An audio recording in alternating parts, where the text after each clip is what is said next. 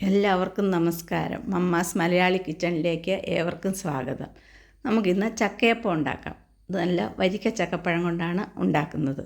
ഞാൻ കുറച്ച് ചക്കപ്പഴം എടുത്തിട്ടുണ്ട്. ഇനി അത് നമുക്ക് ചെറുതായിട്ട് ഒന്ന് അരിഞ്ഞെടുക്കാം. അരിഞ്ഞിട്ട് ഞാനിത് വരട്ടുന്നൊന്നുമില്ല, ആവിയിൽ വേവിച്ചിട്ടാണ് ഞാൻ എടുക്കുന്നത്. എല്ലാം മൊത്തം ഞാനിതേ ചെറുതായിട്ട് ഞാൻ അരിഞ്ഞു വെച്ചിട്ടുണ്ട്. ഇനി നമുക്കിതൊരു പാത്രം അടുപ്പത്ത് വെച്ചിട്ട് വെള്ളം തിളയ്ക്കുമ്പോൾ അതിനകത്ത് ആവിയിൽ വേവിക്കും. എന്നിട്ടാണ് നമ്മൾക്ക് ഈ ചക്കയപ്പം ഉണ്ടാക്കുന്നത്.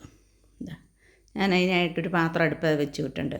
ഇനി അതിൻ്റെ തട്ടും കൂടെ വെച്ചിട്ട് ഇതിനകത്തേക്ക് ഇനി നമ്മൾ അരിഞ്ഞു വെച്ചിരിക്കുന്ന ചക്കപ്പഴം നമുക്ക് ഇട്ട് കൊടുക്കാം. ഇത് നല്ല വരിക്ക ചക്കപ്പഴമാണ്. നമുക്കിത് വരട്ടി വേണേലും നെയ്യ് ഒഴിച്ച് വരട്ടിയിട്ട് വേണേലും ഉണ്ടാക്കാം. അത് കുറച്ച് നാൾ ഇരിക്കാൻ വേണ്ടിയാണ് കൂടുതൽ നമ്മൾ വരട്ടി ചെയ്യുന്നത്. പെട്ടെന്ന് ഉണ്ടാക്കുമ്പോൾ നമുക്കിങ്ങനെ ചെയ്താലും മതി. എല്ലാം ഞാൻ അതിലേക്ക് ഇട്ട് കൊടുക്കുന്നു. ഇനി ഇതിലേക്ക് ഞാൻ ഇട്ട് കൊടുക്കുന്നത് എന്താണെന്ന് വെച്ചാൽ, ഞാൻ ഒരു മുറി തേങ്ങ ചിരകിയതിൻ്റെ ഒരു പകുതി ഈ സ്പൂണിന് ഇത്രയും വലിയൊരു തവിക്ക് ഇതാ ഒരു 1.5 തവിയോളം തേങ്ങയും കൂടെ ഞാൻ ഇതിലേക്ക് ഇട്ട് കൊടുക്കുകയാണ്. ഇത് കണ്ടോ, ഒരു 1.5 തവി തേങ്ങയും കൂടെ ഇട്ട് കൊടുത്തു. ആ തേങ്ങയും കൂടെ ആവിക്കിരുന്ന് വേവിക്കുക നമുക്ക്. ഇനി ഇത് നമുക്കൊന്ന് മൂടി വെക്കാം. ഒരു 2 മിനിറ്റ് ഇതാ മൂടി തുറന്നു കഴിഞ്ഞു. അപ്പം ഒന്ന് ഇളക്കി വെക്കാം നമുക്കിനി. ആ തേങ്ങായും എല്ലാം കൂടെ ഒന്ന് ഇളക്കി ഇനി ഒരു 2 മിനിറ്റ് ഇരിക്കുമ്പോഴത്തേനും പെട്ടെന്ന് തന്നെ വേകും. ചക്കപ്പഴമായതുകൊണ്ട് ഒന്ന് ഇളക്കി കൊടുക്കാം.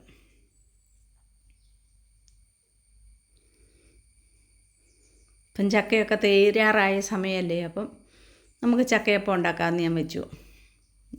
ഇനി നമുക്കൊന്നുകൂടെ ഒന്ന് മൂടി വെക്കാം, ഒരു 2 മിനിറ്റും കൂടെ. അപ്പോഴത്തേനും ഇത് വെന്ത് കഴിയും. ഇതാ നല്ല സൂപ്പറായിട്ട് ചക്കപ്പഴം വെന്തിട്ടുണ്ട്.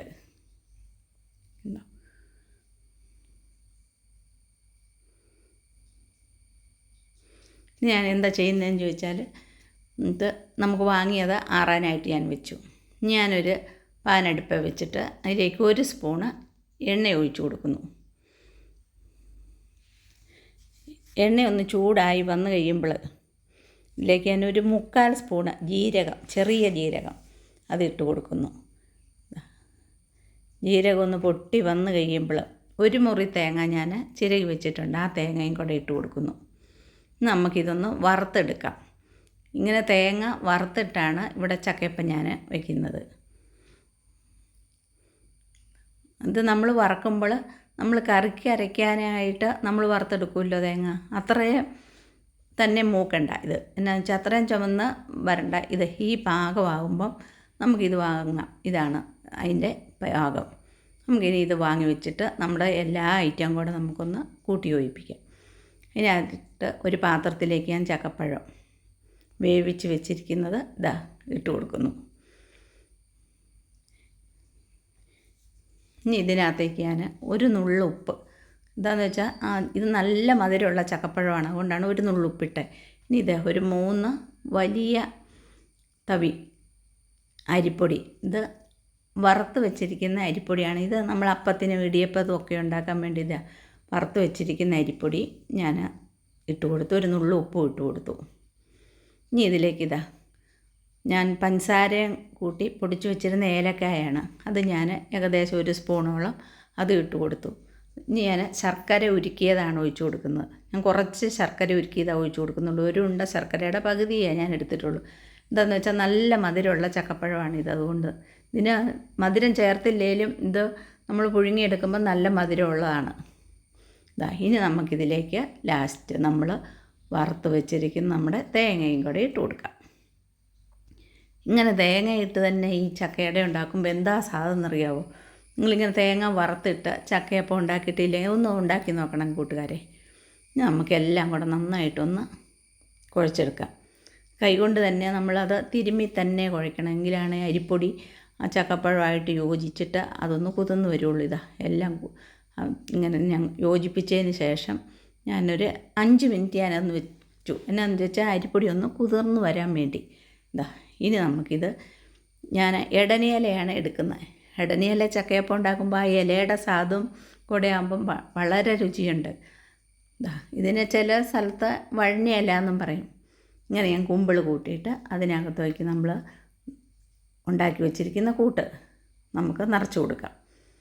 ഇത് 2 വിധത്തിലുണ്ടാക്കാം. ഇതിപ്പം കുമ്പിളായിട്ടാണ് ഞാൻ എടുത്തേക്കുന്നത്. പിന്നെ ത്രികോണ ആകൃതിയിലും നമുക്ക് ഈ ഇല മടക്കിയിട്ട് അത് അങ്ങനെയും വയ്ക്കാവുന്നതാണ്. ഇത് കുമ്പിൾ കൂട്ടുമ്പോൾ ഞാൻ ഇത്രയാണ് ചെയ്യാറുള്ളൂ. ഇനി അത് ത്രികോണ ആകൃതിയിലും ചെയ്യാവുന്നതാണ്. ഇങ്ങനെയാണ് ത്രികോണാകൃതിയിൽ.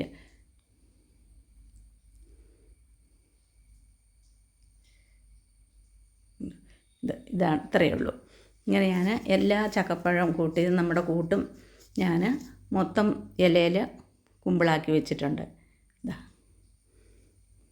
ഇനി നമുക്കൊരു പാത്രം അടുപ്പത്ത് വെച്ചിട്ട് നമുക്ക് വെള്ളം തിളയ്ക്കാൻ വെക്കാം. എന്നിട്ട് ഞാൻ അതിൻ്റെ അകത്തുള്ള പാത്രം വെച്ചിട്ട് നമ്മൾ ഉണ്ടാക്കി വെച്ചിരിക്കുന്ന ചക്കയപ്പം നമുക്ക് അതിലോട്ട് വെച്ച് കൊടുക്കാം. കണ്ടോ, ഇതാണ് ത്രികോണാകൃതിയിലുള്ള, കണ്ടോ. എല്ലാം നമുക്ക് വെച്ച് കൊടുത്ത് നമുക്കൊരു 10 മിനിറ്റ് വേവിക്കാം. കാരണം ഇത് കട്ടിയിലായതുകൊണ്ട് വെന്ത് വരാൻ ഇത്തിരി താമസമുണ്ടല്ലോ. അതുകൊണ്ട് നമുക്കൊരു 10 മിനിറ്റ് മൂടി വെച്ച് വേവിക്കാം.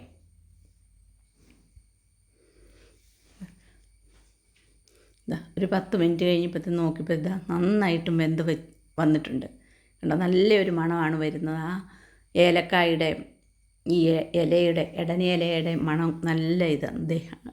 സൂപ്പർ ടേസ്റ്റിൽ നമ്മുടെ കുമ്പിളപ്പം അല്ലെങ്കിൽ ചക്കയപ്പം ഇത് റെഡി ആയിട്ടുണ്ട്. കണ്ടോ, ആ തേങ്ങ വറുത്തിട്ടുമ്പോൾ ആ തേങ്ങ കടിക്കുമ്പോൾ അത് തിന്നാനൊരു പ്രത്യേക സ്വാദാണ്. നോക്ക്, നമ്മുടെ കുമ്പിളപ്പം എല്ലാം ഇവിടെ റെഡിയായത് ഞാൻ മുറിച്ച് കാണിക്കാം. അതിനകത്ത് തേങ്ങ എല്ലാം ഇങ്ങനെ കണ്ടോ.